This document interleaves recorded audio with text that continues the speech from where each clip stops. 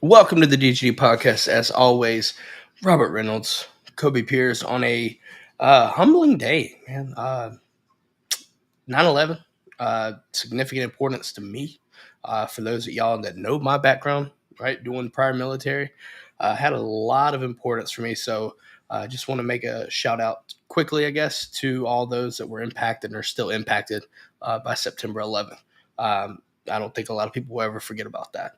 So just kind of wanted to talk about that briefly. Got a loaded show, though. Georgia picks up a commitment from a 4-star linebacker. Sounds familiar. Chris Cole commits to the University of Georgia, and that's another feather in the cap for Glenn Schumann. Also, Bama goes down. Texas A&M goes down. SEC makes Robert, Keon, and most of us look like fucking trash in our picks. We give you the results of our DGD pick'em. Also, you know this what that means, though. With that comes your team is trash. Just gonna leave that there. Keon will be here shortly, and therefore will also apologize for his just hot takes about Alabama on Wednesday's show.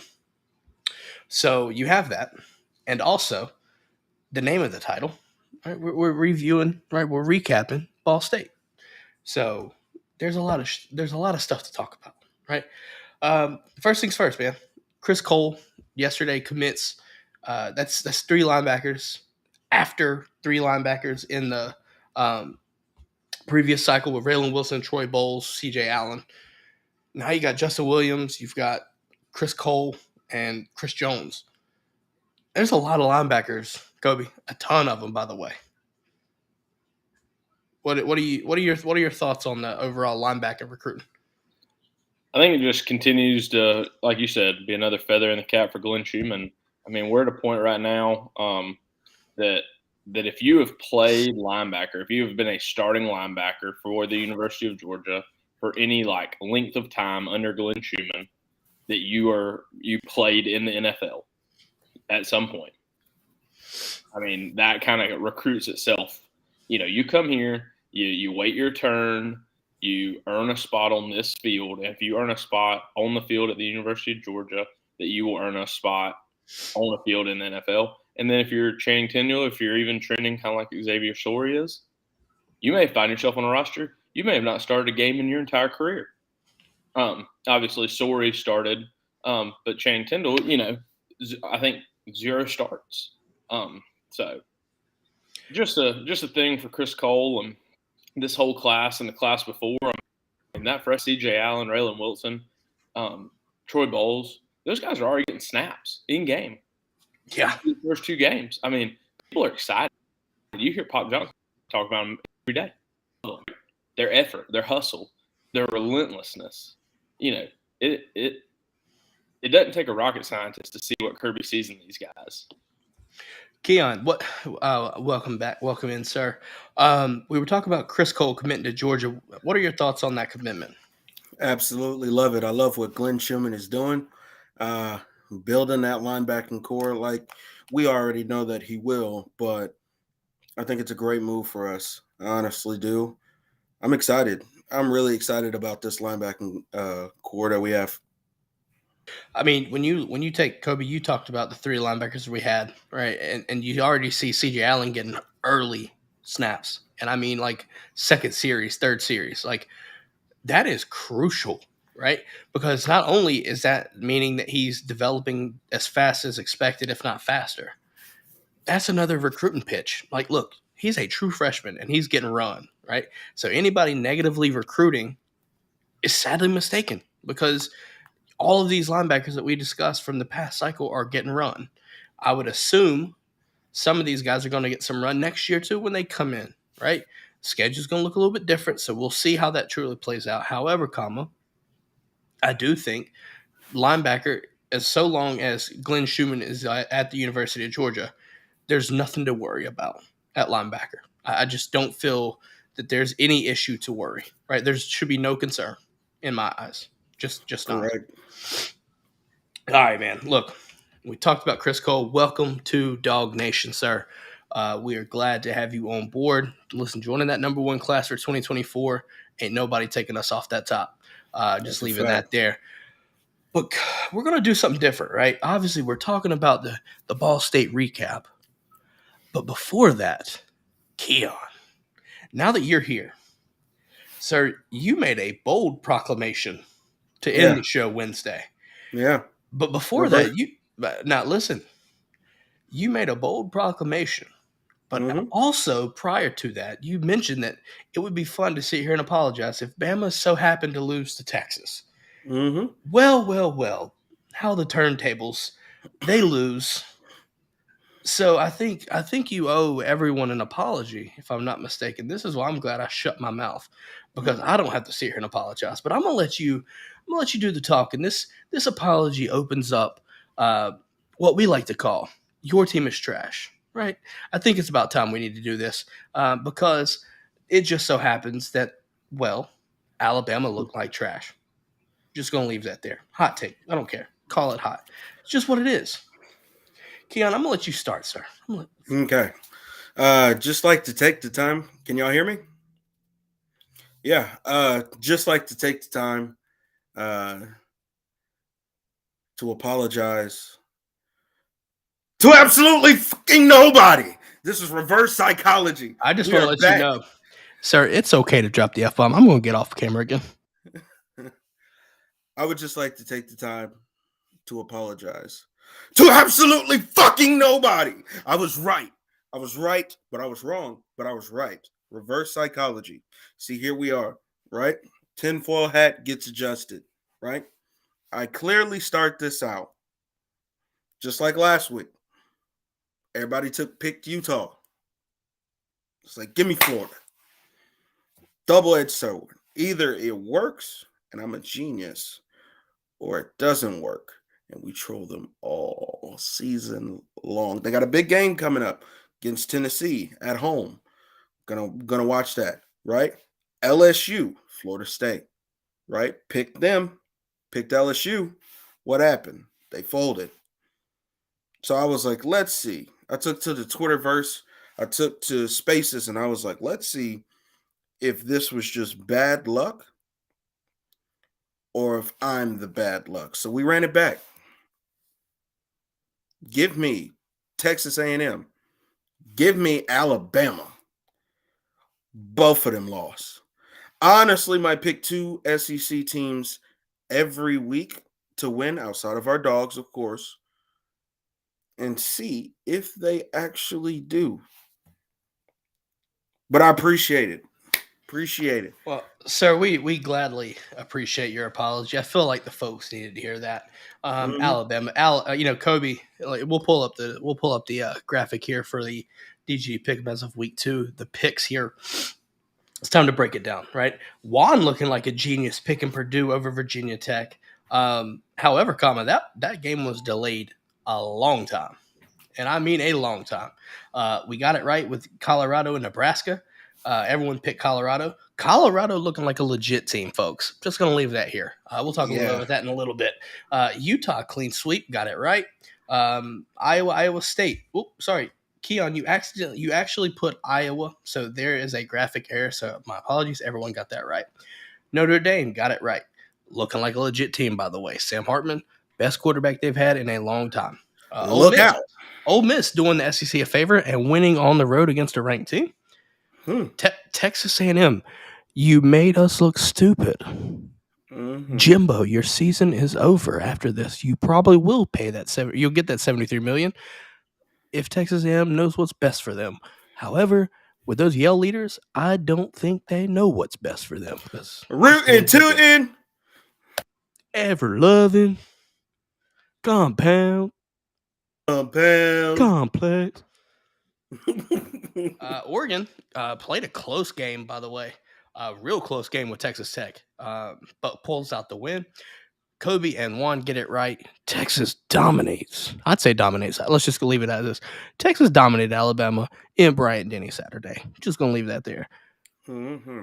And Georgia took care of business, Ball State. We're going to review that shortly. Kobe, your lock with Juan. Everybody hit their locks. Nobody hit the upset. Keon was actually extremely close. Boise State almost pulled that off. As you see, UCF again, graphic errors, my bad. But yeah, so guys, shall we look at the points standings? Yeah, shall we look at all the audible on Keon there before you corrected yourself? Yeah, yep. I was about to be like, whoa, UCF. So, yep. Brigade, Keon, and myself all go 7-3. Kobe, you went 8-2, and Juan goes 9-1. Looking like a fucking genius, Juan. Just going to give him a shout out. Listen, reverse psychology from Keon, reverse psychology from Robert here too. Anyways, season to date, record 20-7 for the Brigade, 20-7 for Kobe. Keon, you're at 17-10, along with myself. Juan is 22-5. Points wise, Juan is ahead with 22. Kobe, you're 2 points behind. Me and Keon are 5 points behind with 17. So We are still tied. So through 2 weeks, right? It's been an interesting situation. Keon, you talked about Bama, but let's discuss this a little bit further because we have to talk about this. It's the hottest thing right now in college football. Bama just doesn't look like the Bama that they were expecting to be. I'm here for the demise. Right. So let me tell you why. Let me tell you exactly why that is what it is, right? Because they're not stacking the roster anymore. All of those players that you would see that were on Alabama squad that were just layers and layers of depth, those guys aren't there anymore. They're here, which is exactly why I think it's kind of adding to the downfall. Along with that, I'm still trying to wrap my head around the fact that we watched Miami implode, and then I don't know why, but Nick Saban looked at that coaching staff and said, let me get that guy. Need him. It's just not working out the way how they expected. But then again, I'm not shocked because when your biggest flaw last year was that you had guys blowing assignments, the team was undisciplined, and overall just making critical errors in most crucial moments, and you don't have serious roster turnover, how the hell did you expect that not to happen this year? If you don't get rid of those guys and change the culture and then bring in new coaches, you're going to bring those same problems into the following season, which, as we could see, are live and well. 90 yards of penalties.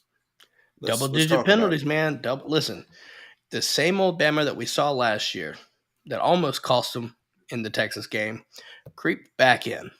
Right, if you think about it, I think it was 16 or 17 penalties last year. That was with Bryce Young, by the way. Without Bryce Young, the passing game was to be desired. The problem is this: when the passes connected, there were some huge touchdown passes. I think it was 2 of them. Both got called back for a penalty, though. And the weird thing is, the best players Saturday from both teams were former Georgia transfers. All 3 of them. Did you know the fun fact, though? The 10th penalty, Kobe, the 10th penalty was the offsides on 4th and 3 with 2 minutes or so were left. Did you know Tresman Marshall committed that penalty? But you can't get on him too bad because he was the best. Honestly, looked like the best player on their defense. For what it's worth, yeah. Listen, I think there was one Xavier Worthy touchdown that I'm not going to hold it against Caleb Downs because he's a true freshman in a second game, right? Next best thing is what we're hearing. I'm not trusting anything Alabama folks have to say at this point. Just going to leave that there. Yeah, you and me both. But I will say this. Even if we let that slide, Terry Arnold got cooked, folks. Amos got cooked. Just going to leave that there. Just going to leave that there. Deep fried. Kobe, you picked Texas to win. I see Bishop Don motherfucking Juan in the chat letting us know that Utah is undoubtedly 100% trash. There you go, folks. Juan has made his entrance. But yeah, no, Kobe, you picked Texas to win this game. What are you looking at? What are your thoughts on that? Yeah, I think the big thing that I felt about Alabama, and I felt like it really started to show last year, and I think it's what made that hum so hard in 2020 over COVID, and even into 2021 when they were very successful, played at Cincinnati. But you started to see that we all talk about that Nick Saban's one of the greatest transitioners the game's ever seen. He's coached for so long, through so many changes, through offenses that ran the ball and dominated the line of scrimmage, defenses that didn't give up more than 10 points a game, to all of a sudden you lose to a mobile quarterback in Deshaun Watson, and a light switch flips for you, and you go, wow, we got to have that. That's the new future of college football. And he basically transitions. You go get Tua, you go get all these guys that are unbelievable on the outside, Jerry Jeudy, Ruggs, all these speedsters, and you turn into this like almost air raid type SEC offense that absolutely wreaks havoc in 2017, 2018. You kind of slip up 2019 to an even better team that's doing the same thing. And then 2020 is kind of like the pinnacle season where you have the running back that can catch the ball out of the backfield, all the receivers that can catch the ball out in space, the quarterback that can get to them.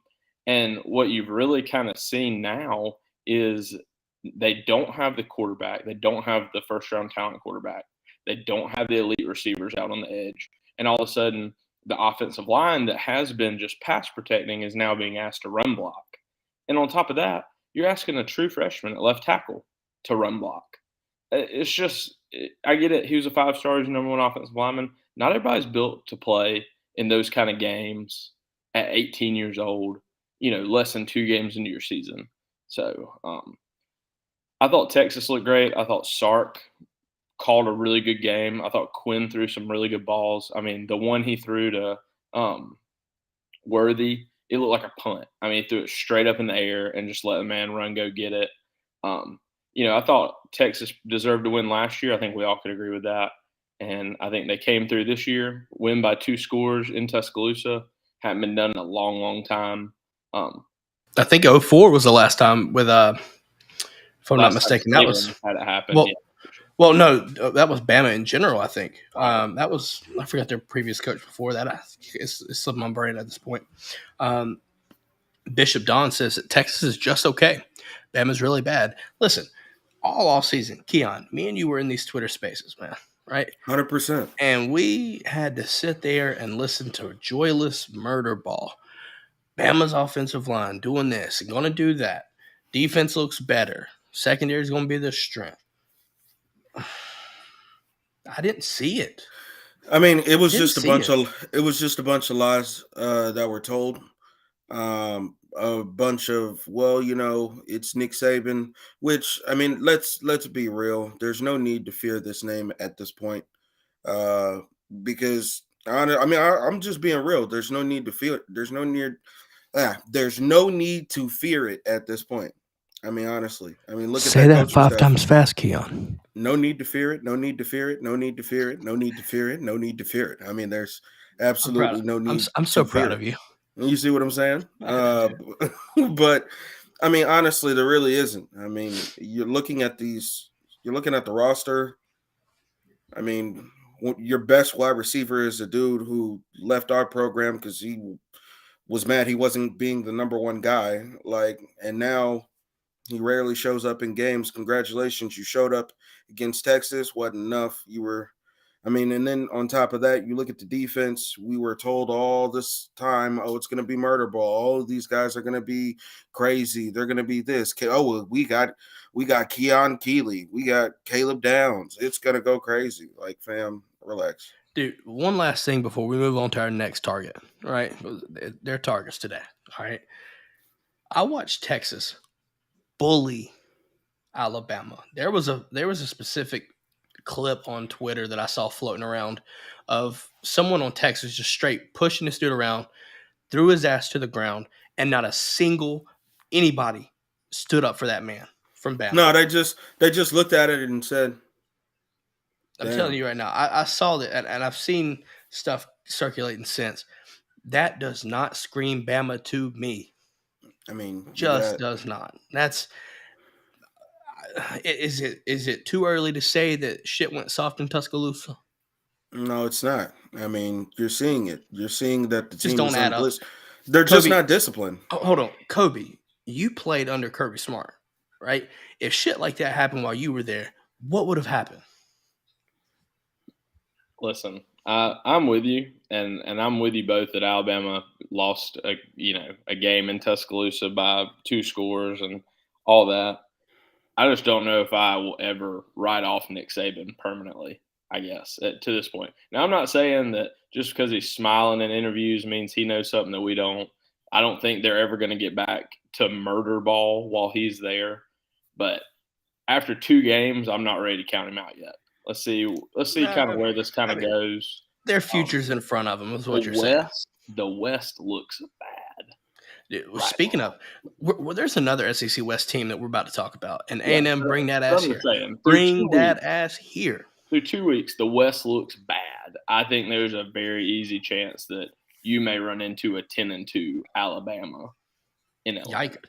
Yikes. So I'm going to call this one out. A&M, Texas A&M. Your team is trash, and you have to deal with that. Period. You went to Miami in a half full. I'll give it half full to be optimistic, right? Half full Hard Rock Stadium, where Miami fans were getting a BOGO offer. So to all the Miami fans, after this game, congratulations on your free ticket, because you got a win against Texas A&M, and you got a free ticket to Georgia Tech. So you probably got 2 for the price of 1, right? But I'm going to do something that I don't know if I should, Keon. You should. I'm going to give some props to Miami.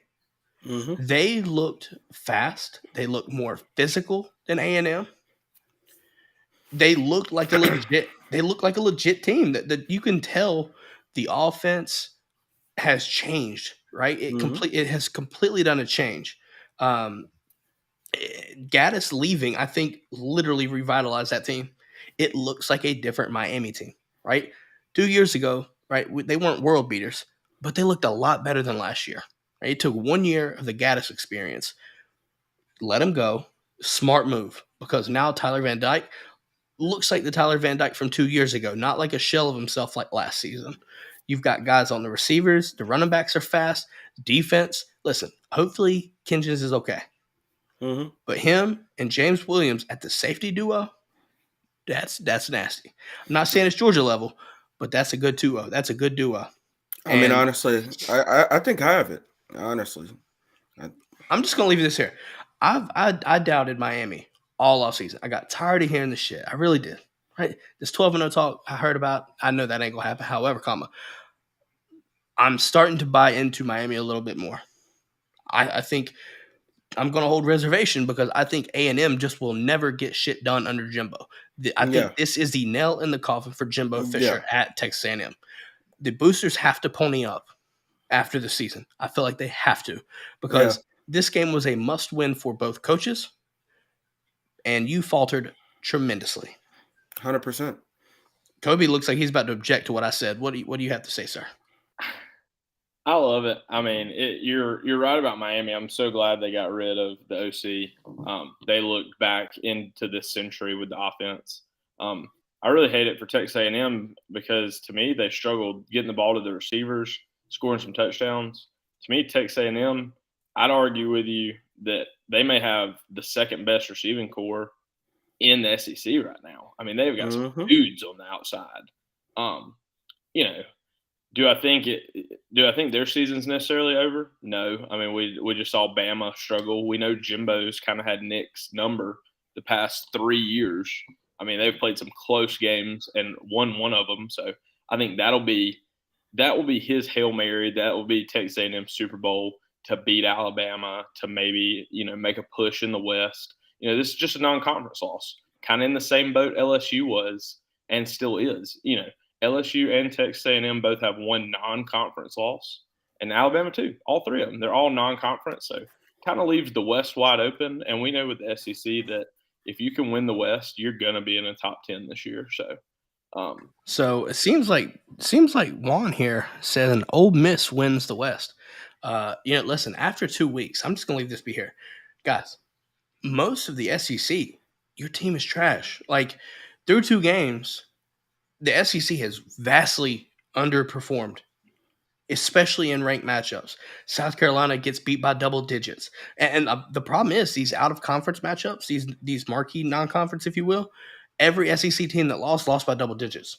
Bama to Texas, A&M to Miami, South Carolina to North Carolina. Florida, right? Like LSU to Florida State. Florida. Well, yeah, both of those two. Florida to Utah. Yeah. So, I mean, you look at this, right? And it's like, I mean, now everybody's looking at Georgia like, all right. Georgia hasn't played nobody, if you will. But the problem is Georgia's winning by 40 points plus. We would have drugged Oklahoma this week in Norman if we would have played. Yeah, that would have been a great game. It would have been a great game. It would have been ugly for them this weekend. But I mean, go ahead. But I want to comment on the Miami situation. I do think Miami is moving in the right direction, especially looking at the downfall of Clemson. It's crazy yet again how we watch that team offensively and defensively go from discombobulated to damn, you can't seem to stop them. I mean, they were really moving the ball on Texas A&M, and defensively they just came out. They really came out aggressive. I think with Kitchens and that safety group, they have a top safety group in the country, better than us. I wouldn't say it, but they're up there. But overall, I think it's going to kind of help them because they're going on I believe they have Bethune-Cookman and then a bye week coming up soon. So they're going to be sitting pretty in that conference for a while. And if you're Miami, and you're Miami fans, let's not get twisted. Nobody's here saying you're going 12-0. Nobody here is really saying you're going 11-1. I think if you have a top 4 finish in the ACC this year, you should be very happy with the way your season went. With year 2 under Cristobal, that is a definite spike in the right direction, if you will. I just look at Florida State right now as a team to beat. Duke. Obviously, if Duke doesn't have a big fall off, Duke may be the second team to beat.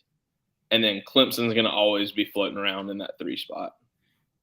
I mean, the good thing is Miami does have to play Clemson, if I'm not mistaken. I know they do not play Duke. They do play Clemson, and I think obviously they play Florida State as well. So if I'm not mistaken, they play Florida State. I got as of but if they don't, go ahead. Okay, so no, I was just thinking. I was trying to remember the schedule for Miami, and I don't off the top. But regardless, right? There's some significant matchups as well. And right here, Juan says Miami loses to Florida State, Duke, UNC, and Clemson. Listen, if that's true and that falls out, that 8-4 team Miami compared to your last season at 5-7. listen, that's a trend in the right direction. I think it'll help should help with recruiting, but that's TBD at that point. Yeah, right? no, I got them beating Clemson. I think Clemson is really bad this year. Dude, listen, hear me out. We talk about the SEC underperforming. However, some of these major teams in other conferences struggled in their own right as well, right? Like Tennessee beat Austin Peay 30-13. Last minute touchdown before the half got them to 13-6. They were tied. Furman and South Carolina. South Carolina was losing at one point to Furman, 14-7. Shit changed, right? But at the same time, teams are struggling. I mean, it's just every team that's played any Power 5. I mean, if you watch that snoozer out in Cal, right? Like that shit was boring as fuck to watch. I stayed up watching that, about fell asleep. I mean, and Juan's also saying that App State's really good. For talking about UNC. App State's always going to be that team that comes to wreck shit. That's just what they do. No doubt. Dude, they do it all the time. Like they're built for that. So I mean, which by the way, I would love to see an App State UNC game every season. Well, you saw that Mac Brown said they're not going to schedule App State anymore at UNC. That was the last game. It's funny, but I can't be mad about it. I understand why. Listen, as a fan outside of those fan bases, that shit is fun as fuck to watch. God, that was amazing football. But no, I mean, UNC's been played close twice, and A&M got beat by App State last year. So there is that. Guys, any last mentions that you want to talk about? Any last mentions for your team is trash? Go for it. Baylor. Your team is trash. Certified, bona fide trash. Not only do you lose at home to Texas State last week by double digits, now this week you turn around and you're beating Utah 13-6 with 2 minutes and 6 seconds left to go in the game. And, mind you, you lose that game 20-13 in regulation. You don't even make it to overtime in that game. You're winning 13-6 with 2 minutes left to go in the game, and you lose in regulation by a touchdown. Just let that sink in for a minute. Trash. Thank you, Miranda. Thank you for coming. You're going to be a wonderful defensive coordinator for some Power 5 school next year. We'll see you. Yeah, sub-dirt. So I don't want to mention it, but USC absolutely scorched Stanford. We're not going to talk about that, though. Sorry, Juan.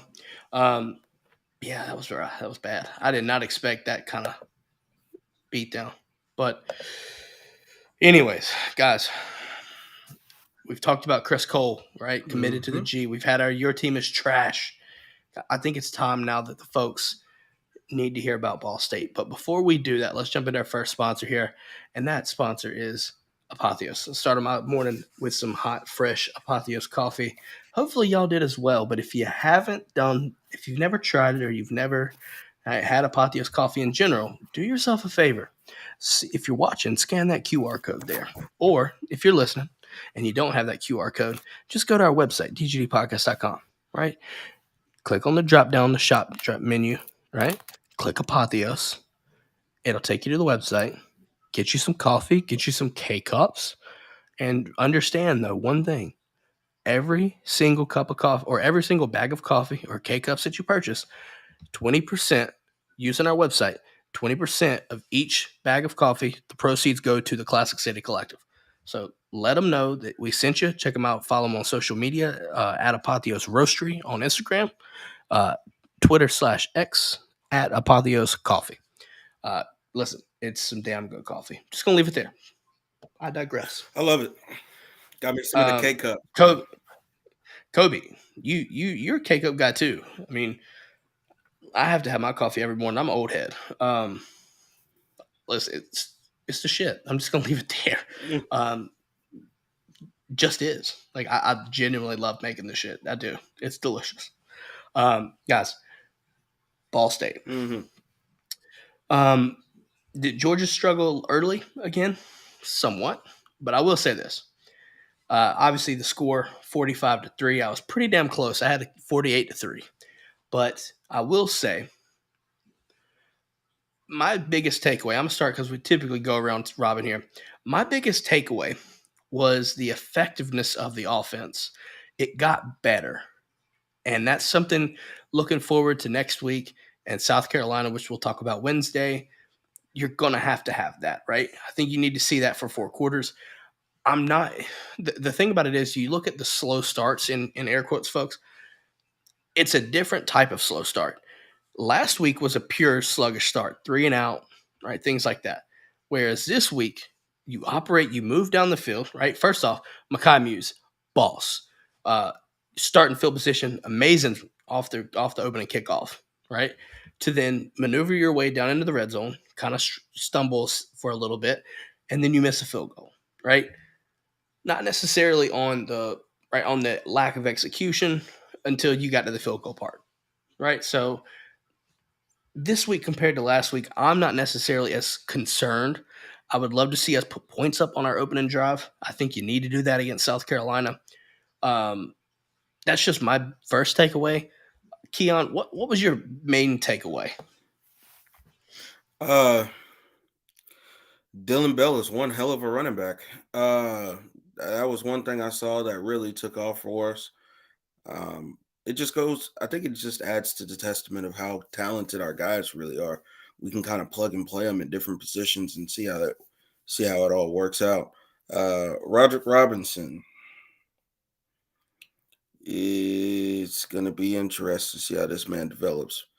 Y'all know I call him the man child because he's about, 17, 18 out there.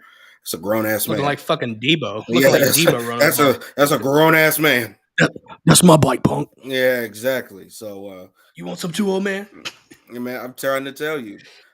Some things that I did notice that Ernest Green did have his struggles early in the game.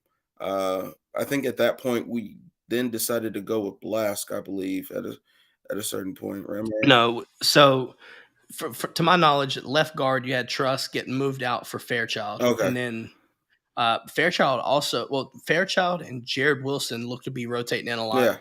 Yeah. If I'm not mistaken, when Tate sat out for a little bit, I think Fairchild moved over to right, and then Jared Wilson also played the left guard as well. My honest opinion, I think Jared Wilson this week solidified himself over Micah Morris. Just my thoughts. To piggyback off of this, Keon, I think our offensive line looked better, but there's still something off. When you look at it right here, Ernest Green's second start, right, got beat inside as a left tackle, as a tackle period. You don't want to get beat inside. You would rather get beat outside, right? Quarterback can step up at that point. But that's just my takeaway there. But left guard, I feel like, and listen, we don't bash our players here like that. Mm-hmm. I just think that Jared Wilson or Dylan Fairchild, I think, would optimize the offensive line unit at the starting spot, right? If you were to swap out Xavier Truss, in my opinion, I think Fairchild, you put Fairchild and Tate Ratledge at the guard spots. Those are two sawed-off human beings. They will wreck your shit, and we need that physicality. I really think we need to do that physicality, bully, like just murder your shit, push your shit in for 4 quarters. That's just my opinion. Kobe, what do you have to say about the offensive line performance? I would say the biggest thing is it really just makes me curious at Amarius Mims' inability possibly to play left tackle, or the lack of confidence thereof for him to play left tackle. I really felt like with these 2 games, like you're saying, it gives ample opportunity to kind of try new things, especially when the offensive line isn't operating on all cylinders. I thought that it would have been a real easy time to let Ernest Green sit out a series and, put Mims over at left tackle, let him play a series at left tackle. It just tells me that they're pretty sure that he's the best right tackle we have, and he must have some deficiency, whether it's like he doesn't feel comfortable in that stance, he doesn't move as well, whatever you want to say it is over there on that left side. Because I thought the past 2 games, like, not saying he's coming for anybody's job with Ernest Green, but just those reps at some point, especially now that we know Blask is hurt with the MCL sprain, it just always gives you the ability to kind of be back and forth. We all know left tackles make a hell of a lot more money in the NFL than right tackles too. So just the ability to prove that you can go and play that tackle would be a huge win, I think, for him and his development. But I thought the offensive line had a little bit better of a game. I like seeing that we're rotating guys in and out. The most successful teams Kirby's had has had 7 offensive linemen that could play at any given time. So we all know that it's very easy to get hurt, very easy to miss a game here or there with a rolled ankle or something with your knee. Definitely going to have to be more physical this week with South Carolina. I'd love to see us be able to run the ball more consistently, but we also have to have healthy running backs for that.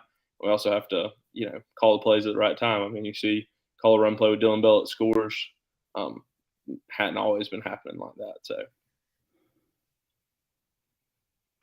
yeah, for what you're saying, I think you're 100% right. Let's kind of switch it over to let's stay on the offensive side of the ball. Receivers, right? You look at, right, Dominic Lovett gets a touchdown. Marcus Roseman. One of my favorite plays, though, right, with Carson and everything. Listen, Carson Beck, dude, his stat line, like, it's not like a Shadur Sanders, right, where you're throwing for 900 over 2 games, right? But, so Carson Beck goes 23 for 30 for 283, 2 tutties, and a pick, right? And if you don't remember, that pick was kind of looked like what I felt like they thought it was an offside, so it was a free play, and he threw it up, and then there was a lot of grabbing on that. There was a lot of contact there, and then it just so happened to hit off of Bell's hands and into another a DB's hands. For the most part, though, I felt like he had a legitimate, solid command of the offense. Didn't make mistakes with the football, right? Turned the ball over. However, there was on the first drive in the red zone on that 3rd down, the fumble, right? That's got to get shored up, right? As a quarterback, you have to, one of your first things, protect the football, right? Obviously the pick, listen, I'm not mad about that pick because I wanted to see him take shots.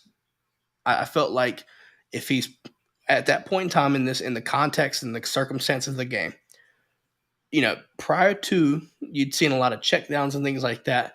Listen, if you're upset about the checkdowns, do understand one thing. He's going through his progressions and he's not seeing things open, right? The only way to really tell what he sees is through the all-22. And at that point, then you can criticize or justify things. I would much rather him check down, you know what I mean, and not turn the ball over than to throw something that isn't there and be reckless with the football. Right? That's just my take. You can call me risk averse, but I think you need to take shots, but be calculated, right? I mean, we did see that, the Oscar Delp, the pass, Arian Smith. Dude, that pass, Arian Smith into the red zone was a fucking dot. 100%. That was a beautiful pass.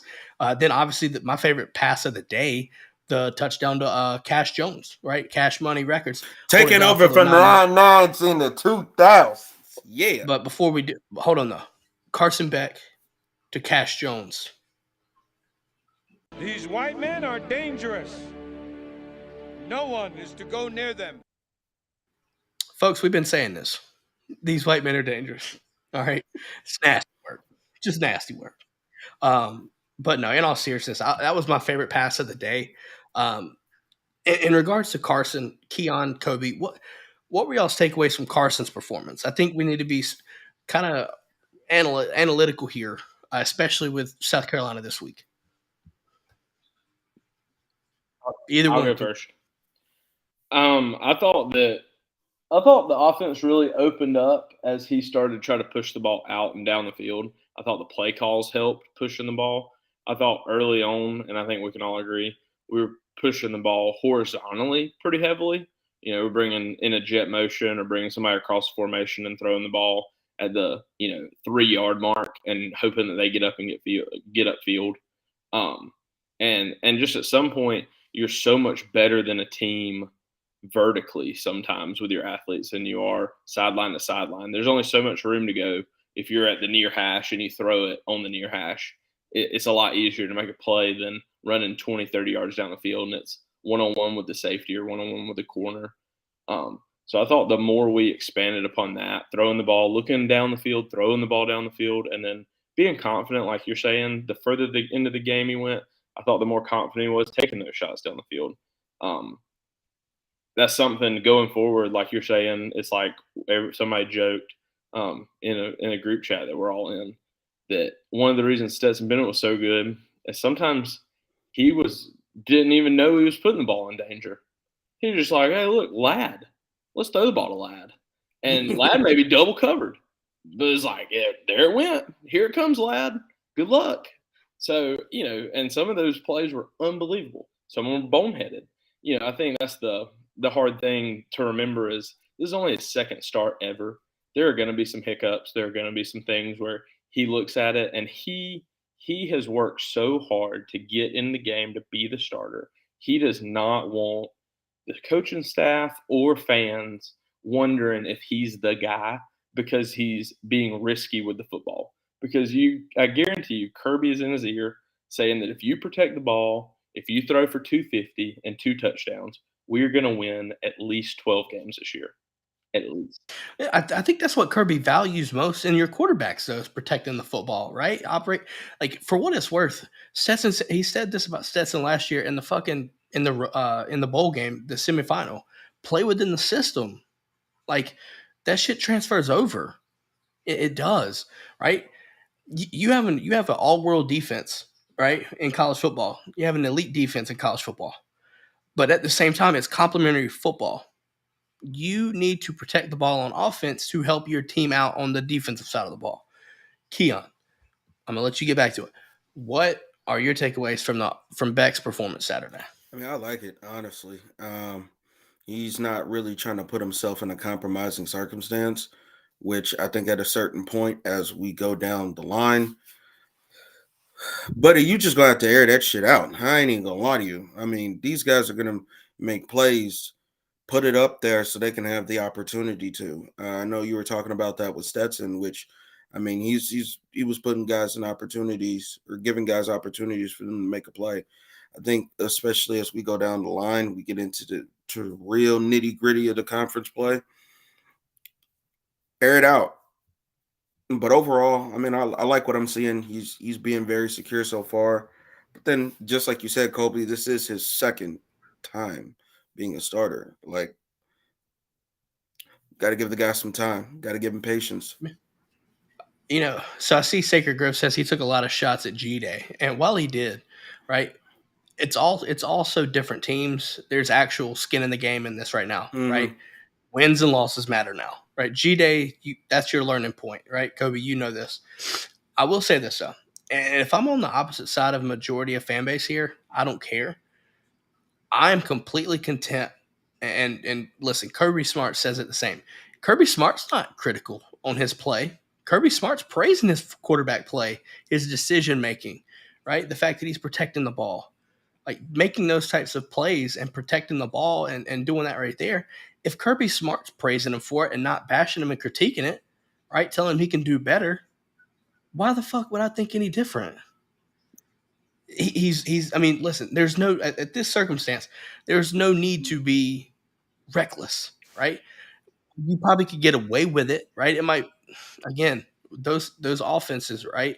Ball State, UT Martin, if you threw a pick, it might not necessarily mean much, right? Just because your defense, your defense will handle that. But the thing about it is, you saw after the first quarter into the second and into the third for sure, he got more comfortable. I feel to analyze or to make an analogy out of this, it's like a boxer, man. Or think about Anderson Silva, folks. Anderson Silva waited that first minute, right?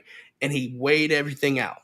He got the feel for everything, got timing, got all this, and then he wrecked shit for the rest of the fight. Am I wrong? With that being said, I feel like Carson Beck's kind of the same. Calculated, but careful. Don't want to push it, get risky, get put in a situation where you're coming from behind, right? Operate the offense, do that right there, get ahead, and then you can air it out and get more, kind of just open it up. And I'm okay with that. I mean, are y'all okay with that, or am I just the only? No, you're not. You're not the only person. I fully agree, man. Just and I think take what the defense hard gives you. part of it is too is the offensive line has struggled, and I hate to point fingers, but your veteran offensive line has struggled in the run game with a quarterback that really needs that help. Because talk about some of Stetson Bennett's best plays, talk about Carson Beck's best plays, talk about some of the best plays in college football are on a hard play action where the quarterback keeps the ball, turns around, and someone is streaking down the middle of the field. So in order to have that, to take that pressure off your quarterback, you have to be able to run the ball effectively. You have to give us opportunities to do that. And then let's be honest, their DB makes a hell of a play on Brock Bowers to stop a touchdown, and then Brock Bowers drops a screen that's a touchdown as well at about our 30.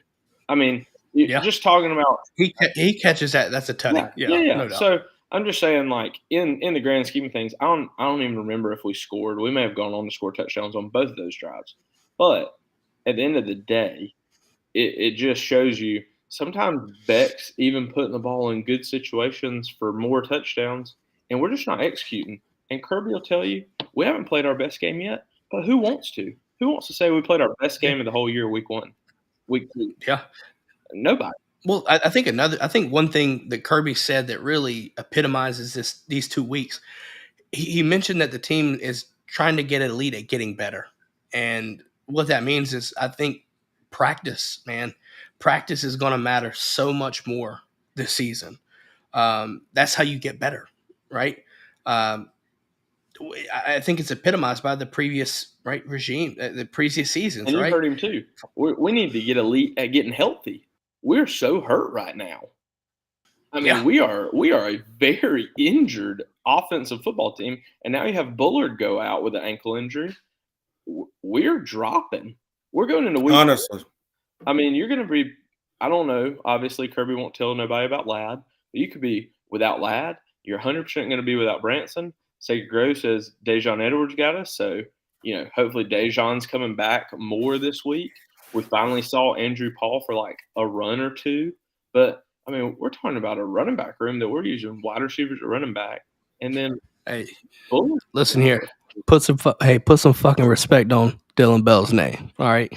Oh, I am, but I'm just saying, like, listen, that jump cut was sick, nasty. It's rough to know that in week 2 you're basically running Kendall Milton, who has been very banged up, a true freshman that is a beast in Roderick Robinson, and then a wide receiver. That's your starting 3 running backs right now. Yeah, that's just testament to that just shows you how banged up we are for sure. Let's just do this while we're at it. Dylan Bell, guys, I feel like you could move his ass, just a position change, and keep his ass at running back. Honestly, because listen, some of those a lot of people probably forget that he was a running back in high school, but with those moves, I think people are starting to catch on something because he put some folks on skates on that touchdown run. By the way, just gonna leave that there. So we've talked about the running back room. Brock Bowers had to kind of. If I'm running the ball outside the tackles, or I'm running any kind of like slip screen, he's getting the ball right now. If I'm running the ball inside the tackles, I might hand it to Kendall Milton, I might hand it to Roger Robinson. But if we're going outside the tackles in space on the perimeter, Dylan Bell's getting the ball. To some degree though, too, Kobe, you're 100% right, but I also just kind of worry that you become too predictable at that point. So you got to be careful. But you can always slip him out, like you said, And I mean, Cash Jones on that wheel route, dude, was a thing of fucking beauty. Yeah, it was. That was a thing of beauty. So tight end wise, right? We talked about Brock Bowers. The fact that he had no touchdowns, 1 reception for 3 yards and a drop, to me, just shows you how much potential this offense has when everything's clicking. You didn't need Brock Bowers to win by 42. And if I'm looking outside of Georgia, if I'm not a Georgia fan, that should scare you. We try telling people, right? We try telling people, and I don't care the opponent. We try telling people that we have a loaded roster full of weapons. You look at Marcus Rosemead, by the way, beautiful hot route recognition and throw from Carson Beck to that touchdown to Marcus Rosemead in the middle of the field in the red zone. Mm-hmm. Beautiful touchdown pass. Shout out Carson there. But that was a beautiful catch by Marcus Rosemead as well, reaching out and grabbing it out of the air, right? away, away from your body now, and doing that. Now, but at the same time, the ball placement too is where you needed to be, away from the safety. So it was a beautiful pass, beautiful play design, everything. So you had Marcus Roseman, you had Dominic Lovett finally got a touchdown. So I was happy to see that. Cash Jones with the nice wheel route, right? Receiving game, I feel comfortable with. Kobe, you're right about the run game, though. I do want to see the offensive line get some more push. I'd like to see those guys get more physical and push piles, right? We saw that at G-Day. I don't know why we haven't seen that yet through 2 games, but we haven't saw a lot of it like I would expect. Yeah, typically. But yeah. And then Oscar pile Delp. pushing is going to happen, on a 10, 15-yard run, and you're running up. Problem is, a lot of our runs right now are getting tackled at the 3-4 yard mark. You're still blocking your defensive lineman at that point, hopefully. Yeah, no, you know what? And then obviously back into the tight end situation before we move over to the defensive side of the ball. Oscar Delp with a Darnell-esque type play, with jumping over a defender. Thing of beauty as well. Good pass recognition as well. Carson read that perfectly and got him the ball as soon as he saw, open to let him open. Boom, caught it right there. I like the double vertical action there on that play.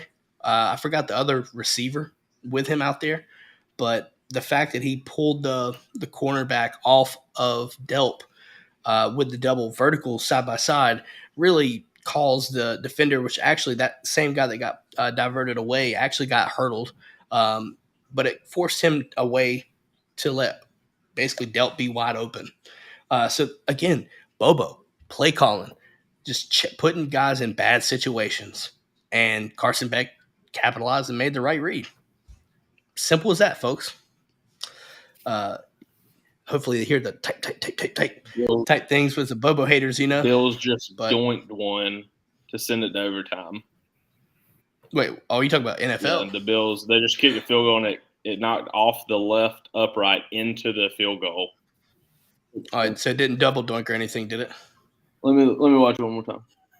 Shout out to Arkansas. Doink. Yep. Doink.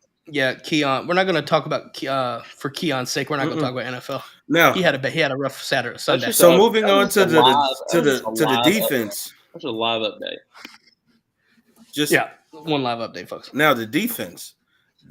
I saw some things that I liked. I saw a lot of stuff that I liked. Saw our linebackers flying around.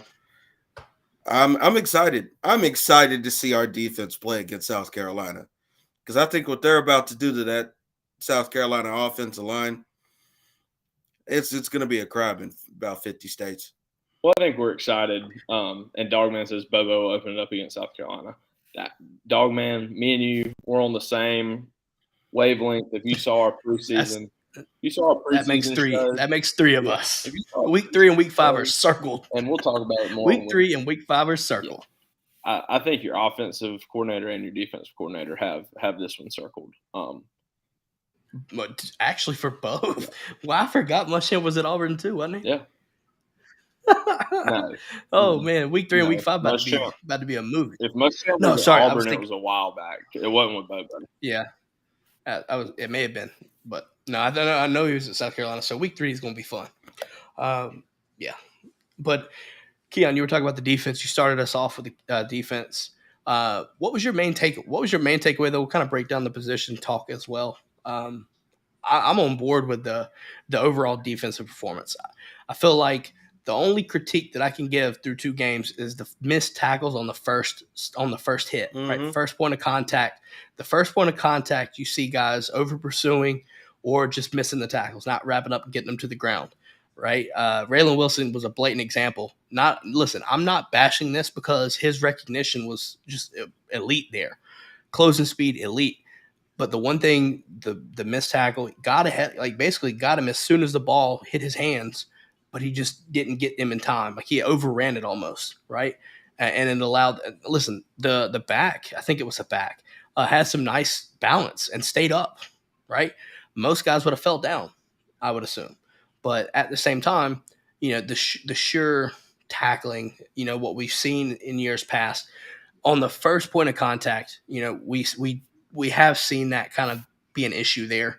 But then there are certain situations where guys are gang tackling, and that's what you want to see, right? We're still getting havoc plays, tackle for losses, pressures, things like that. But I just think the one thing I would have to not give a knock on so far, and it's not even that much of a knock, is just getting the guy down on the first contact. That's just me. I mean, Yeah, got to keep in mind it's only week 2. It's only week yeah, 2. no, But you're gonna get better with that. Yeah. 100%. Sacred Grove says Malachi Starks trying to get a pick per game out here. We're gonna talk about that. Speaking of picks, guys, 3 turnovers, 3 picks. I don't think we had a. I don't think we had a. That was the most magical shit I ever saw. Chaz Chambliss. What the fuck? That was beautiful. It was like a soccer play almost, like where the ball kind of hit like off of his heel, and then he just turned around and caught it. Like the kick pick is being there. Hold on, Keon, you said Chaz Chambliss. These white men are dangerous. No one is to go. I mean, Wrong though. No, the dude's a sort of human. Yeah, bro. He had a great game. He had a great game. No, I was so happy to see him get a pick. I mean, for what it's worth. I mean, we know him as the run guy, right?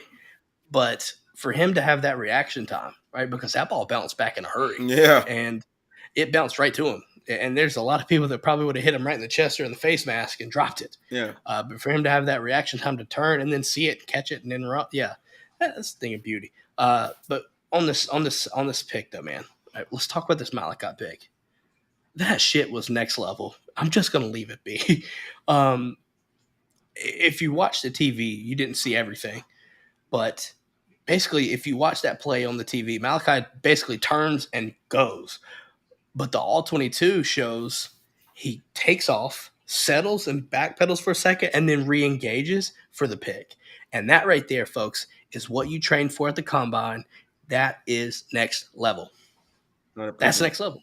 It's and the crazy thing is you've got him for the rest of this year and next year. It's fucking beautiful. I love it because it's intentional. I think that's the part that people don't understand is everything that went into that play is intentional for him.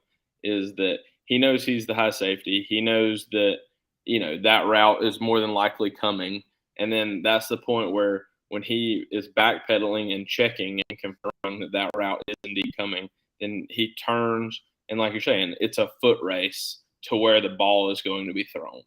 And for him, and high points the fuck out of that thing too. Yeah, no doubt. But I guess it's baited. It is baited to look open. When you check and read, you think the safety is in the middle of the field, and when you throw it, you think there's no way this is going to anybody except my receiver, and you're wrong. And it's just a next level type play by a safety. Kirby's going to tell him that he can jump as many as he wants until he misses one, and when he misses one, we're going to have a long sit-down talk with you about how you can't jump no more routes because you are the last line of defense. Yeah, I mean, we had that happen last season, though, if you think about it. So I think he may have learned from that. But I think what we're seeing, though, is we're seeing Malachi Starks take that next leap. Just what it is. And Dogman says, our secondary is fast as hell. Dude, it is downright deadly. Yeah. When you look at the safety trio alone, guys, I'm just talking safeties for right now. What? Dan Jackson. Dan Jackson too? Yeah, okay, well, I was thinking trio, but we'll talk Dan Jackson too. Dan Jackson in that thing.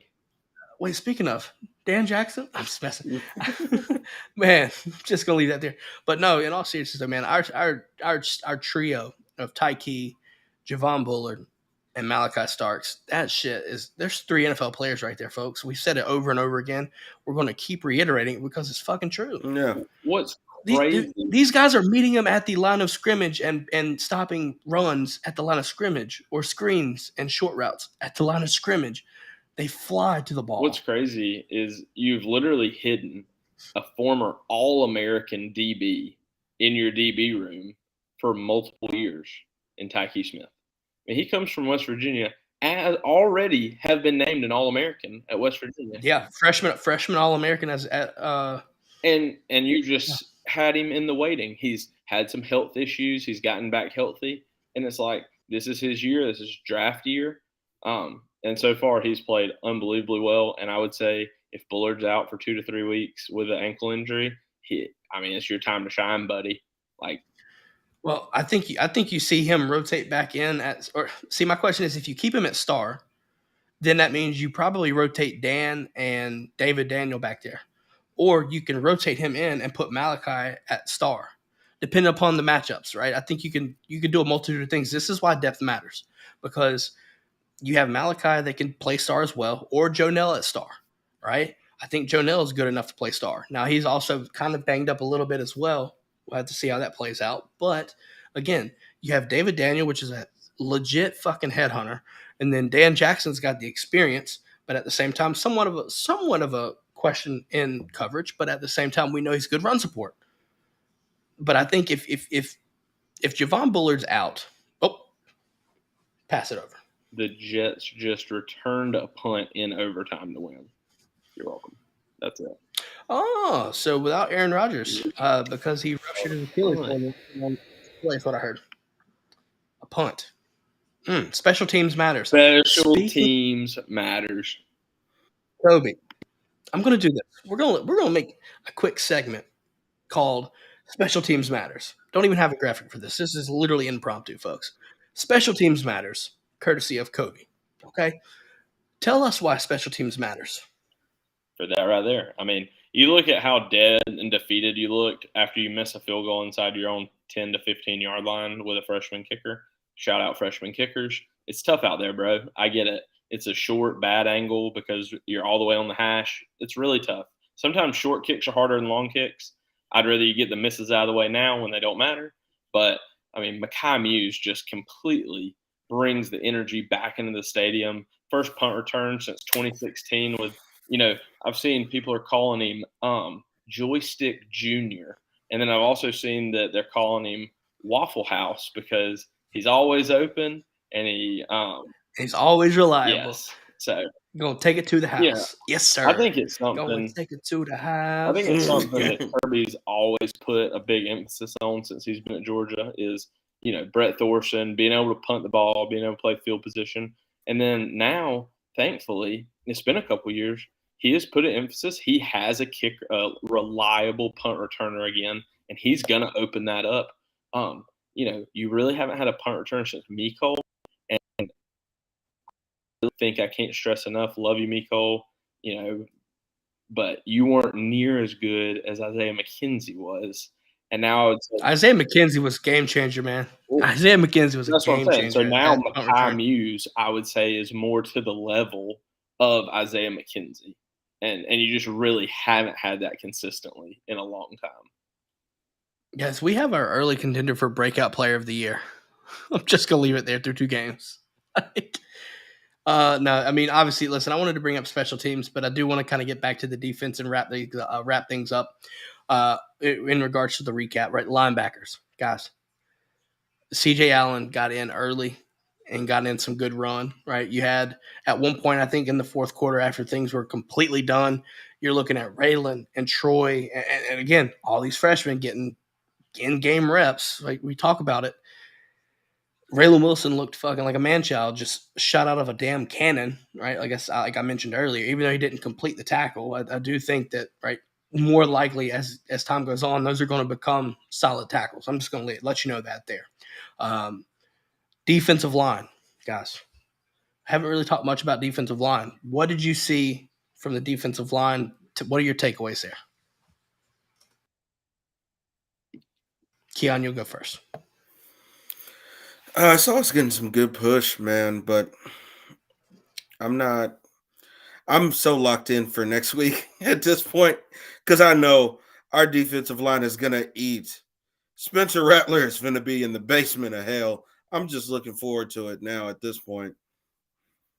Save it for Wednesday, Keon. Save it for Wednesday. Got a lot of time to talk about Gamecocks Wednesday. Just going to leave it there. Fried chicken is what they're finna be. Dude, I need Bojangles. Like now. Shout outs to Bojangles. Sponsors the show. Jesus. Dude, shout out to Rusty Mansell. Come on. Me and Rusty's had these discussions before. He knows what's up. I do too. Shout out to Rusty. Yeah, shit. Give me some Bojangles sounds so good right now. Anyways, back to football, folks. Back to football. In all seriousness. Mind you listening to this tomorrow. It's 11:22 at night, and we're talking about that we could all go for a little plate of Bojangles right about now. It's just that fucking. It's just that fucking good. Sponsor the show, Bojangles. Dude, listen. We'll gladly listen. Free ad, by the way. Free we ad. will all eat a plate of Bojangles every show if you sponsor the show. No bullshit. No bullshit. Cajun filet, egg and cheese on a Bo-Berry biscuit. It'll change your life. Because I'm fat and I know my food. But anyways, I digress. Defensive line. Yeah, I think just big boys have to talk. You know what I mean? I think the defensive ends and the outside linebackers look really good. Sacred Grove says Gabe Harris. He had a good game. Boy had a game. Had a couple good tackles. Got in there. But I agree. I think we've had 4 sacks through 2 games right now. I think we had one against Ball State, and I think we had 3 game 1.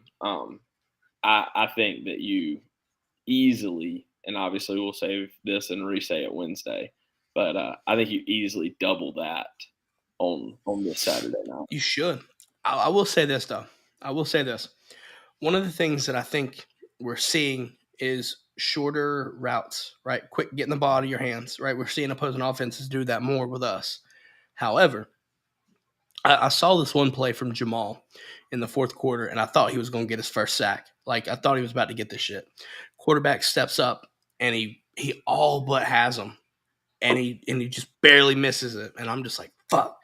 Because I thought he had it. And you saw his frustration. He's like, I knew I had that, and he missed it. But, again, I think when you look at the situation, I feel like I need to see more consistent pressure. Because if you think about it, man, 2020, 2021, I'm not trying to compare too much. But, dude, our defensive line and the interior lived in the backfield. Lived in it. Now, I think, Kobe, you're onto something for Wednesday. We're going to talk more about that Wednesday. But we'll definitely have to bring that back up because I'm on board with what you're thinking there. But, again, I think Gabe Harris looked amazing. I think he solidified himself to get some run for sure. I think Marvin Jones Jr. is starting to get comfortable on that edge, and I think that's what Georgia needs, like just crucial need right there, is somebody on the edge outside of Michael. And whether that be Chaz or Marvin Jones, I prefer Marvin Jones. I just think that he can provide that speed and the pass rush but ability to set the edge. And listen, he did a good job setting the edge as well, for what it's worth. And I think that's important, and Kirby Smart knows it too. So looking at that right there, that's your defense. Guys, we got another sponsor for the show, and I'm sure y'all know by now. But if not, do yourself a favor. Got this right here. Boom. Alumni Hall, folks. Alumni Hall. You need to do yourself a favor and go get you some game day gear, right? Licensed Nike, Cutter and Buck, Peter Millar, all your brands that you know and love, all licensed apparel, game day accessories, you name it. You're a golfer, they got you hooked up. Just going to leave that there. Head to our website, dgdpodcast.com, click the drop down in the shop, on the shop tab, click Alumni Hall, go there, and just get your stuff, man. They got a bunch of good stuff. I got Air my Maxes, stuff. by the way. Yeah, I got my fresh pair. I'm gonna be heading in soon, and I got a shirt to match. I'm so excited. Kobe rocking. Looks like Kobe got that same thing from Alumni Hall too, huh? Listen, I'm just gonna let you know, man. It's all licensed stuff. But if you're in the Athens area, do yourself a favor and go in store. Mention the DGD podcast, and you get 10% off your order. It's that simple. Listen, I love Alumni Hall stuff, man. Yeah, me too. Like, I mean, honestly, it's good shit. I can't wait to get these shoes, man. Oh yeah, 100%. But yeah, thank you to Alumni Hall, guys. We'll try to run through this fairly quickly, and we'll go in order for this. It's our report cards. Kobe, I'll let you go first. Keon, you're second, and then I will be third. We're going to go each position, and we're going to get our report card, and then we're going to hand our game balls, and then we're going to wrap this thing up and get ready for Wednesday as we talk them fucking Gamecocks down in Columbia. But first things first, Kobe, quarterback play. How would you grade the quarterbacks for week 2? B+. Do you want me to go into that, or you just want me to like? Either way, I mean, you can do what you need to. I think it's a B+. I think he played above average. I mean, I think, couple throws here or there that aren't even his fault that they were dropped.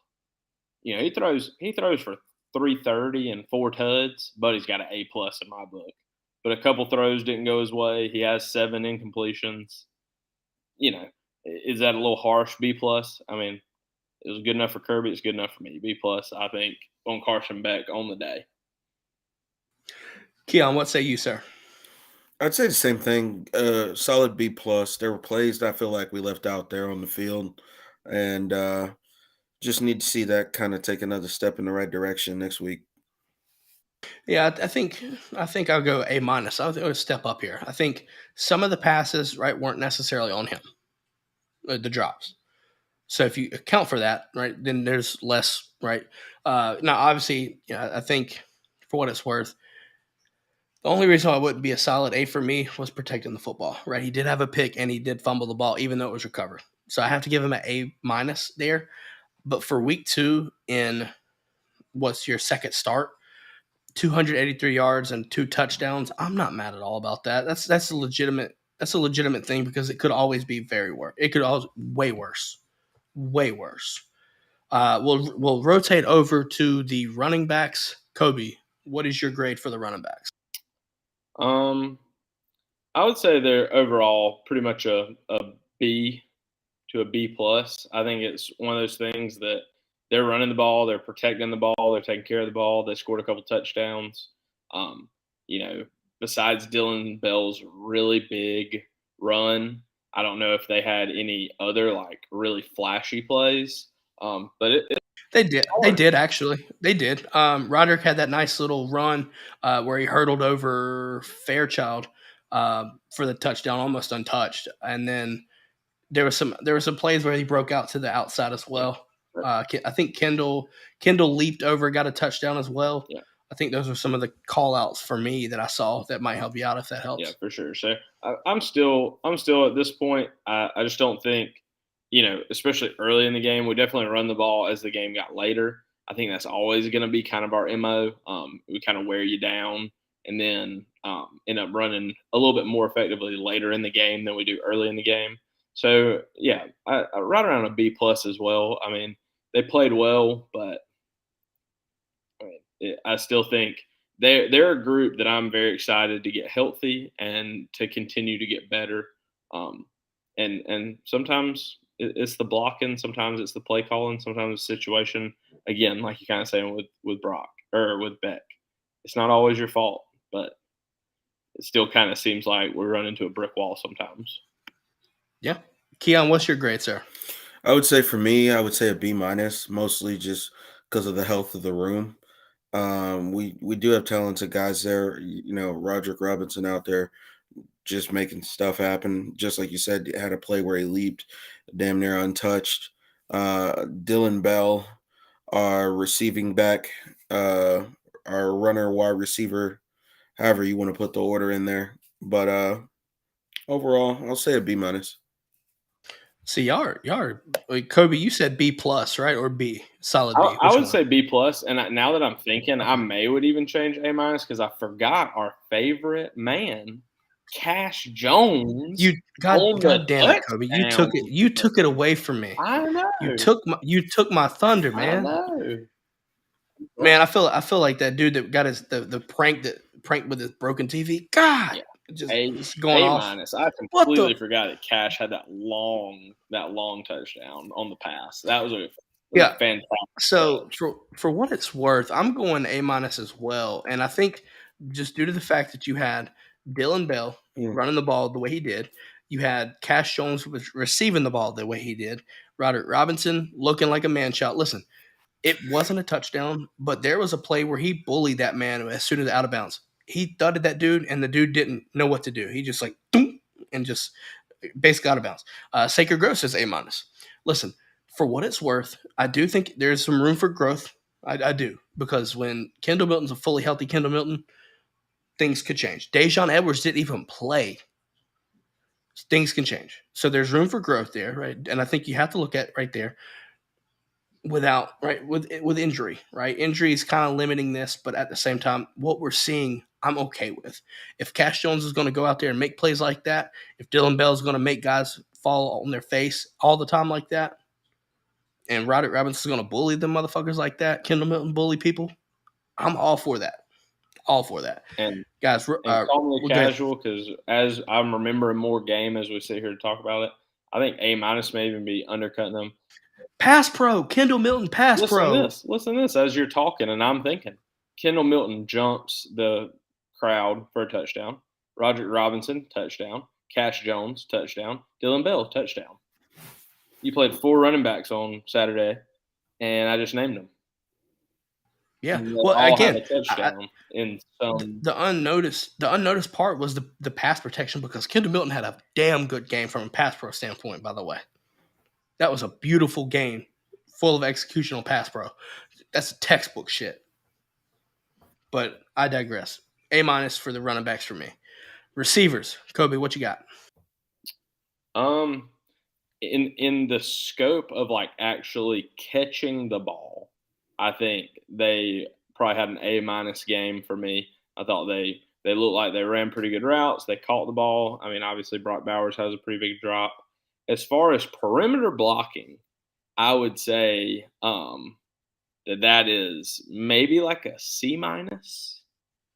So we're saying like a B average here overall? I would say probably a B average, but I feel like if you just went to like Ohio State and they just asked you to run out there and be a receiver, you played really good football. But here we're asking you to block so much. We miss so many perimeter blocks, especially early in the game by wide receivers, that it just really is part of that slow start we've all been talking about. So, yeah, I'd probably give them a B-ish. I'll tell you this, though. To add to that point, though, I want to kind of be devil's advocate. For what it's worth, the blocking to me looks like they're going over, like they're overcompensating for the block, like they're missing the guys because the guys aren't just there on speed wise. So I'm curious to see, like this week, right, when we play South Carolina, with the speed, with the guys being faster, they're going to hit these blocks better. You see what I mean?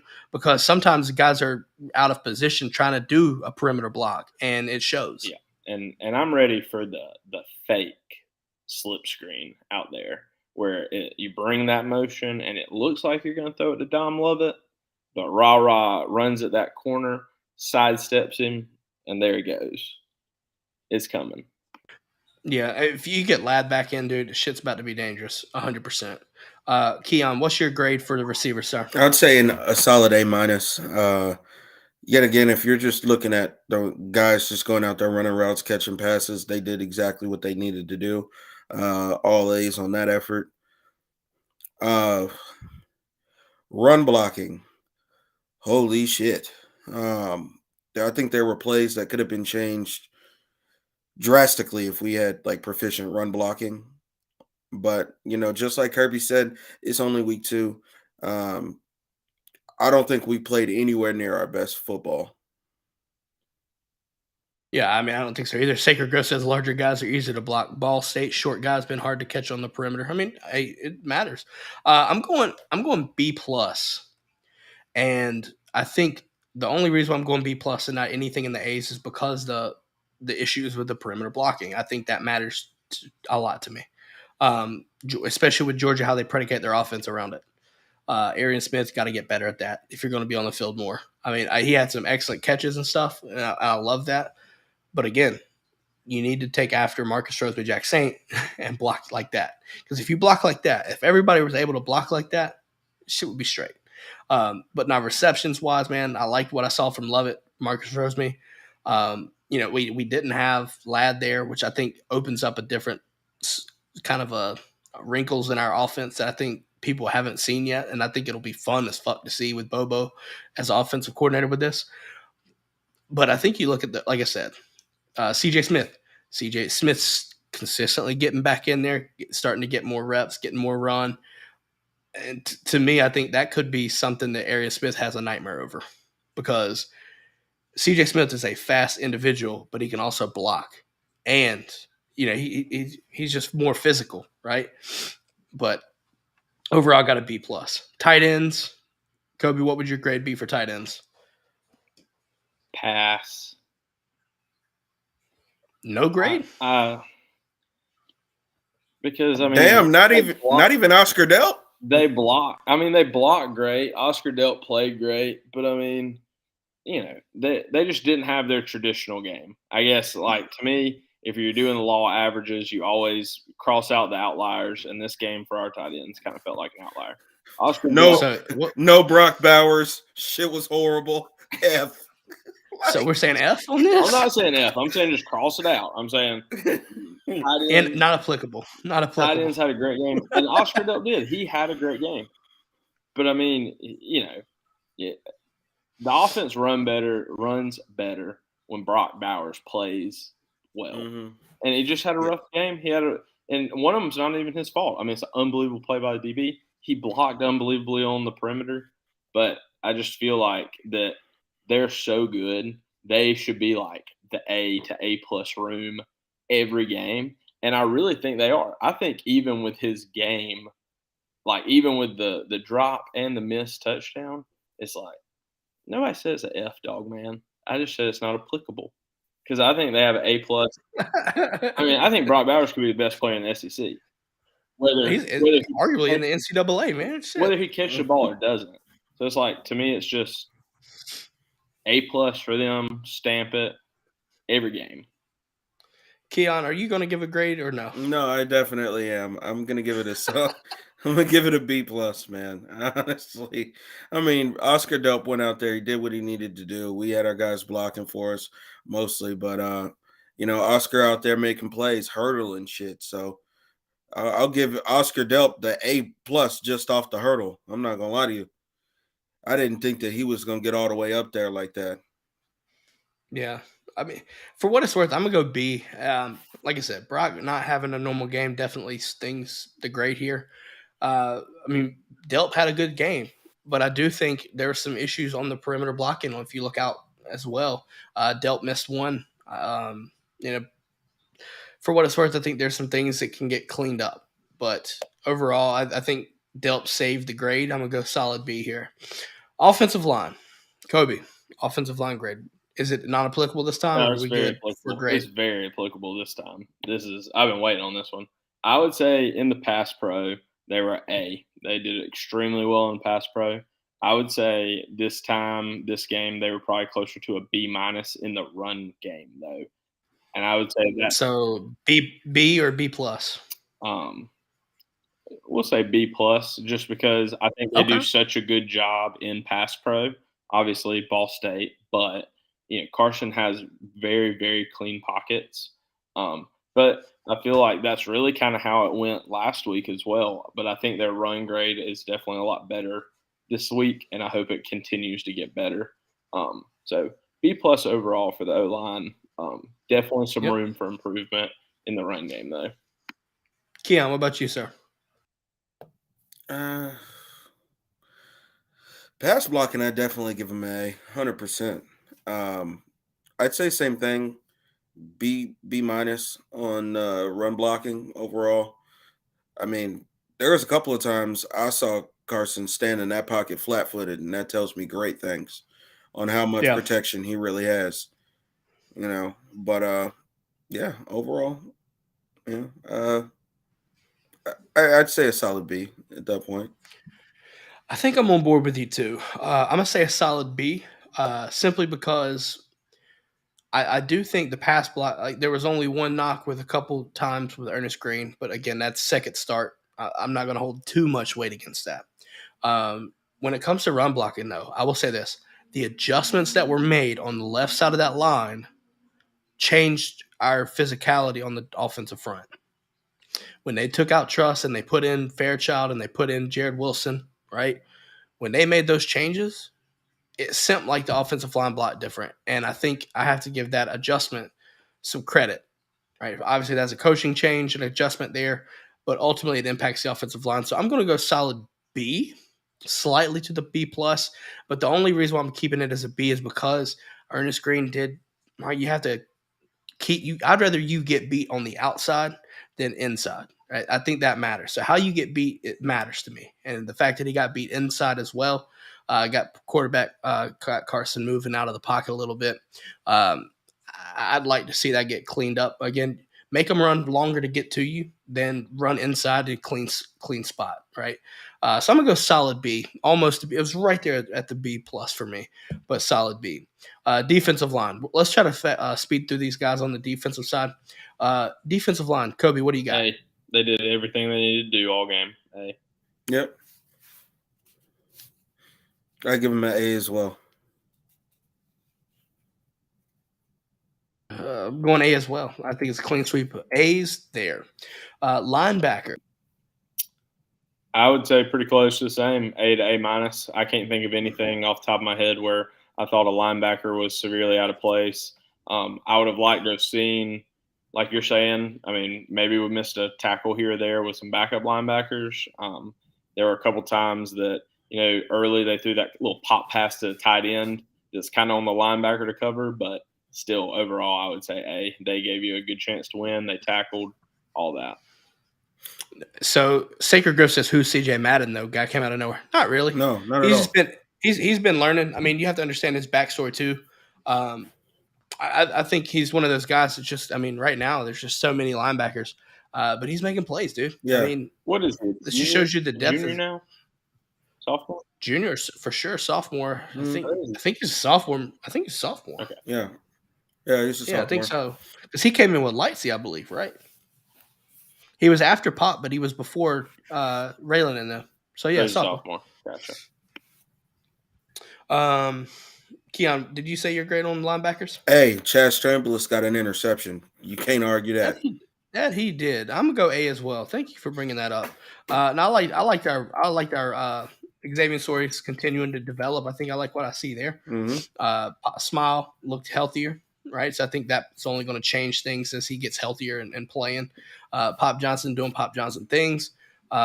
Rushing the Jalen Walker, right, getting after the quarterback pick, obviously from Chaz Chambliss, a sawed-off individual. Chiseled Adonis, if you will. I give it a solid A. Secondary. I know where this is going. Go for it, guys. A plus. 2 interceptions. You get A plus. Fucking electric. A plus plus. Let's do this. First A plus plus. I'm gonna go A plus as well. Special teams. Only gave up 147 yards. That's beautiful. That's a beautiful number. Yep, beautiful number. No penalties as well. I like the fact that we didn't have any DPIs, anything like that. Right? Mm-hmm. We may have had a holding on the defense at one point, but I don't know if it was much. So I'm not mad at all about that. Everett looked like he had a damn good game too. By the way. Hey, Everett. Everett. I told y'all he was going to step up. Shout outs to him. Obi, you started us off with special teams. What are your thoughts, sir? It's a tough one. I mean, obviously, Mekhi Muse, A plus. How much do you opening kickoff? By the way, don't forget to add that. I know. How much do you take into account that a freshman missed a less than 30-yard field goal? Really, honestly, at this point in the season, I don't take it a lot into account. I would say it's an A plus game. I'd say that between the opening kickoff that brought some electricity into it, to punt return, first punt return, basically only the second one ever under Kirby Smart, and the first one since his first year. I don't know if I can give the A minus because of the field goal, because he made another one later. He made all his extra points. Then Brett Thorson has 3 punts that average 46 yards. I'll take it. If our freshman misses one field goal here and there as he's learning. But the other facets of the game looked electric. I mean, there's literally game changing, so I'm not going to hold that much the weight of it. Keon, what's your grade? I'm giving him an A plus. I'm gonna go A plus as well. I mean, like you said, I know Sacred Grove says A minus because of the missed field goal, but when you take into context the punt averages and the returns yards that we got and the field position that was generated from it, obviously the opening kickoff we got almost damn near midfield. Didn't finish the drive because of the missed field goal. However, at the time, if we're just counting special teams, that matters. And blocking looks really good too, by the way, both punt and kick return. So I'm completely on board with that. So I think we'll go A plus here. One final thing, guys, game balls. Let's do this quick. Who are you giving to? One offense, one defense. Kobe, you go first. Offense, I'm cheating, is going to be Mekhi Muse because he generated offense for you. I see what you did there, you dirty dog. Defense, what you got? I'm gonna steal everybody's. Malachi Starks has the big pick, unbelievable play. I mean, that's those two guys had the two most electric plays all game that weren't, in Kirby's words, luck oriented. So, Keon, what you got? I was gonna go with Mekhi Muse on offense, and I was gonna go Chaz Chambliss on defense. Okay. Yeah. I'm gonna switch it up. I'm gonna go Carson Beck. I'm gonna go Carson Beck. And then on defense, Gabe Harris. I needed someone to step up from the edge, and he did that in more ways than I thought he would. So to be the devil's advocate and shy away from the Malachi Starks pick, right? That was nice. And he obviously making plays like that. You could also say Tyke Smith at this point, but I'm gonna go Gabe Harris, man. Gabe Harris earned the game for me. And I like Sacred Grove saying Dylan Bell. Yeah, I mean Dylan Bell prior to generated the spark from the offensive running back room that we didn't have to that point. And when that run happened, then you started to see things open up, right? I mean, Roderick Robinson did make some good runs. I'm not going to discredit these guys for that, but he provided that spark. So good pick out there with Bell and Starks there, Sacred Grove. Guys, that is all we've got. We went well over the time that I expected, but there was just too much shit to talk because a lot of these teams are trash and they've got to deal with that. I keep trying to tell them. We've got to let the folks know, man. We've got to let them know. But obviously, that puts a wrap to Ball State. Now we turn our head. Next episode, we're going to talk South Carolina conference play.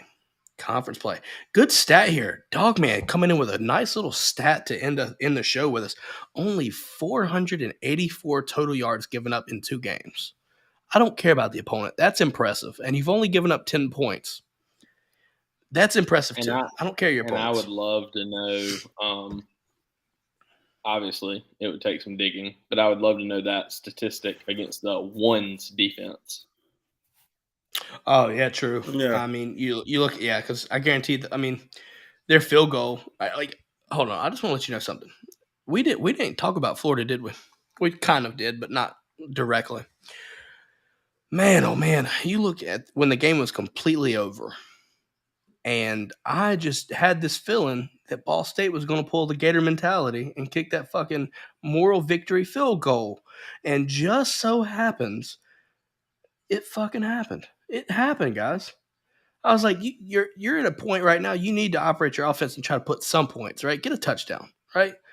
But no, they took the moral high ground and went for a fucking field goal and got it. And I called it. I'm calling that the Gator mentality. I'm just going to let you know.